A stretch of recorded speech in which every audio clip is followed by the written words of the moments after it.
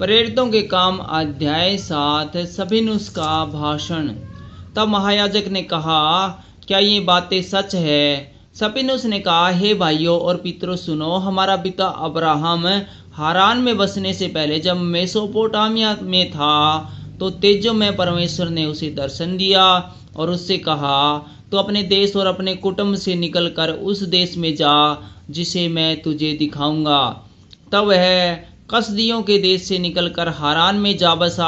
उसके पिता की मृत्यु के बाद परमेश्वर ने उसको वहां से इस देश में लाकर बसाया जिसमें अब तुम बसते हो, और उसको कुछ मिरास वरन पैर रखने भर की भी उसमें जगह न दी, परंतु प्रतिज्ञा की कि मैं यह देश तेरे और तेरे बाद तेरे वंश के हाथ में कर दूंगा। यद्यपि उस समय उसके कोई पुत्र भी न था, और परमेश्वर ने यूं कहा, तेरी संतान के लोग पराये देशों में परदेशी होंगे और वे उन्हें दास बनाएंगे और 400 वर्ष तक दुख देंगे। फिर परमेश्वर ने कहा, जिस जाति के वे दास होंगे उसको मैं दंड दूंगा और उसके बाद वे निकलकर इसी जगह में मेरी सेवा करेंगे। और उसने उससे खतने की वाचा बांधी और इसी दशा में इसहाक उससे उत्पन्न हुआ और 8वें दिन उसका खतना किया गया। और इसहाक से याकूब और याकूब से 12 कुलपति उत्पन्न हुए। कुलपतियों ने यूसुफ से डा करके उसे मिस्र देश जाने वालों के हाथ बेचा, परंतु परमेश्वर उसके साथ था और उसे उसके सब कलेशों से छुड़ाकर मिस्र के राजा फिरौन की दृष्टि में अनुग्रह और बुद्धि प्रदान की, और उसने उसे मिस्र पर और अपने सारे घर पर हाकिम नियुक्त किया। तब मिस्र और कनान के सारे देश में अकाल पड़ा, जिससे भारी कलेश हुआ और हमारे बाप दादाओं को अन्न नहीं मिलता था। परंतु याकूब ने यह सुनकर कि मिस्र में अनाज है, हमारे बाप दादाओं को पहली बार भेजा। दूसरी बार यूसुफ ने स्वयं को अपने भाइयों पर प्रकट किया और यूसुफ की जाति फिरौन को मालूम हो गई। तब यूसुफ ने अपने पिता दाऊद और अपने सारे कुटुंब को, जो 75 व्यक्ति थे, बुला भेजा। तब याकूब मिस्र में गया और वहाँ वह और हमारे बाप दादा मर गए। उसके सब शकेम में पहुँचाए जाकर उस कब्र में रखे गए जिसे अब्राहम ने चांदी देकर शकेम में हमोर की संतान से मोल लिया था।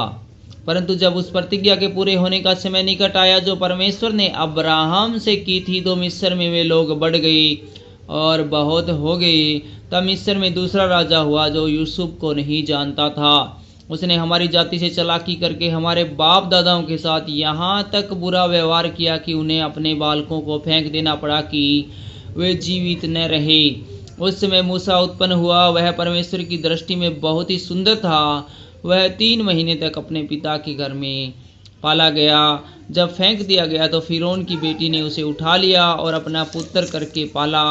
मूसा को मिस्रियों की सारी विद्या पढ़ाई गई और वह वचन और कर्म दोनों में सामर्थी था। जब वह 40 वर्ष का हुआ तो उसके मन में आया कि मैं अपने इजरायली भाइयों से भेंट करूं।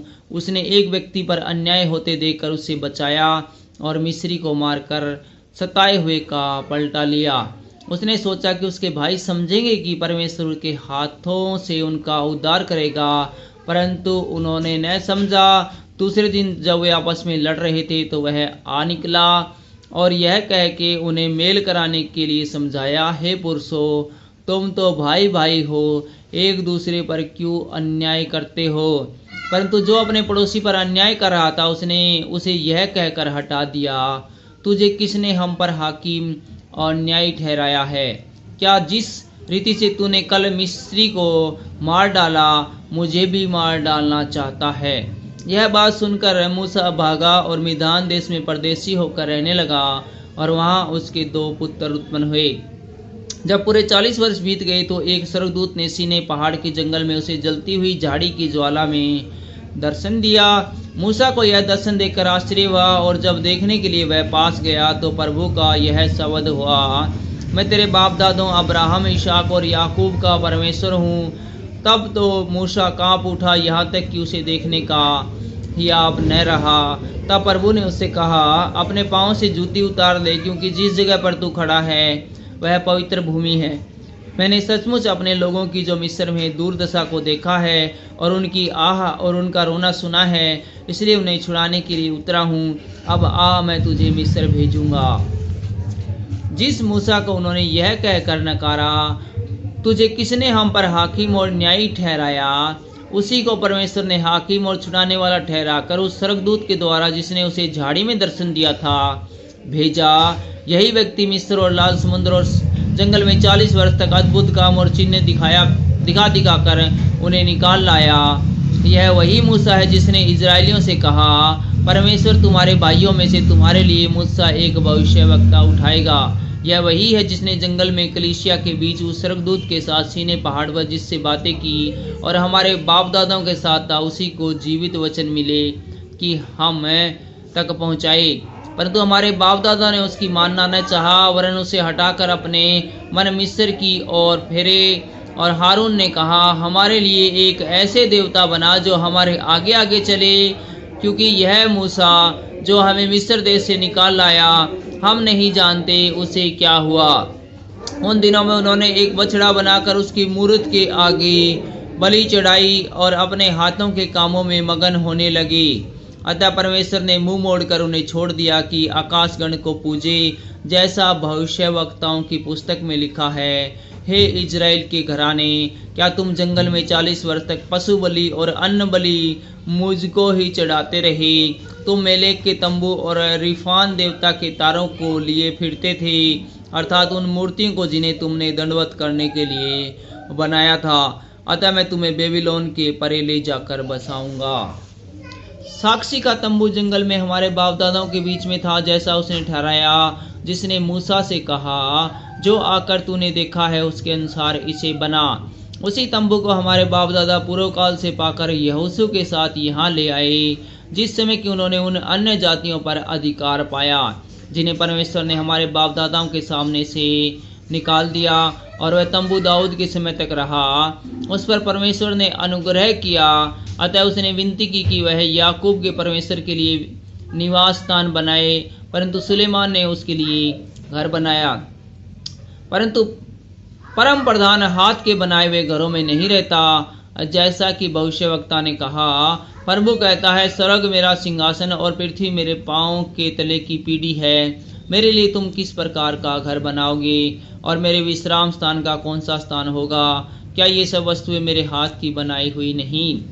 हे हठीले और मन और कान के खतना रहित लोगों, तुम सदा पवित्र आत्मा का विरोध करते हो। जैसा तुम्हारे बाप दादा करते थे वैसे ही तुम भी करते हो। भविष्यवक्ताओं में से किसको तुम्हारे बाप दादाओं ने नहीं सिखाया? उन्होंने उस धर्मी के आगमन का पूर्व काल से संदेश देने वालों को मार डाला, और अब तुम भी उसके पकड़वाने वाले और मार डालने वाले हुए। तुमने स्वर्गदूतों के द्वारा ठहराई हुई व्यवस्था तो पाई, परंतु उसका पालन नहीं किया। सपुनुष पर पथराओ। ये बातें सुनकर वे जल गए और उस पर दांत पीसने लगे। परंतु उसने पवित्र आत्मा से परिपूर्ण होकर स्वर्ग की ओर देखा और परमेश्वर की महिमा को और यीशु को परमेश्वर के दाहिनी ओर खड़ा हुआ देखकर कहा, देखो मैं स्वर्ग को खुला हुआ और मनुष्य के पुत्र को परमेश्वर की दाहिनी ओर खड़ा हुआ देखता हूँ। तब उन्होंने बड़े शब्द से चिल्लाकर कान बंद कर लिए और एक साथ उस पर झपटे और उसे नगर के बाहर निकालकर उस पर पथराव करने लगे। गवाहों ने अपने कपड़े शाऊल नामक एक जवान के पांव के पास उतार कर रख दिए। वे सपुनुष पर पथराव करते रहे और वह यह कहकर प्रार्थना करता रहा, हे प्रभु यीशु, मेरी आत्मा को ग्रहण कर। फिर घुटने टेककर ऊंचे शब्द से पुकारा, हे प्रभु, यह पाप उन पर मत लगा। और यह कहकर वह सो गया। शाऊल उसके वध में सहमत था। Thank you.